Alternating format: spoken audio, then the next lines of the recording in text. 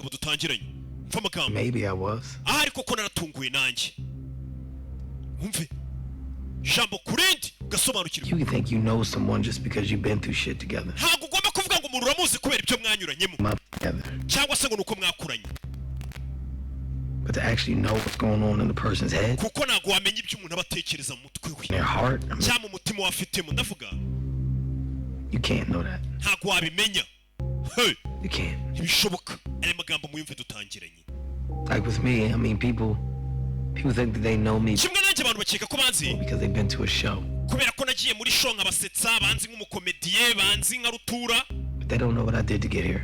ariko ntabwo bazi icyo nakoze ngo ngere hano ngize nk'umusitari It takes to stay here. cyangwa icyo nkora kugira ngo ngume ndi hiti ntabwo bakizi When a person's back is against the wall, iyo umuntu ari mu bibazo bikomeye to keep from losing what they got, aba agomba gutekereza ku cyo agiye guhomba agakora icyo ari cyo cyose ndetse yakora icyo ari cyo cyose ngo adasubira hasi cyangwa ahombe when you get to see who a person is. icyo gihe rero icyo umuntu akora kugira ngo adaseba ni icyo gihe umenya uwo ari we cyangwa ukamenya ashoboye gukora iki hey iyo umuntu ari mu bibazo About someone?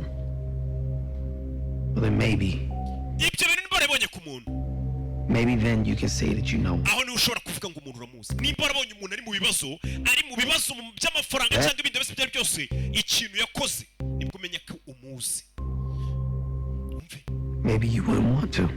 ikindi hari igihe uvuga ati yaba ntakabonye uno muntu ngo mumenye uwo ari we buriya ngo hari igihe ubona umuntu ukagira ngo uramuzi mwarakuranye ariko iyo ari muri bya bibazo bikomeye ugashobora gukora ikintu kikagutungura ubwo ushobora kuvuga ati uyu muntu ko n'undi amumenye uwo ari we wa nyawe ushobora kunyumva nsobanura ariko mutazi ibintu nakora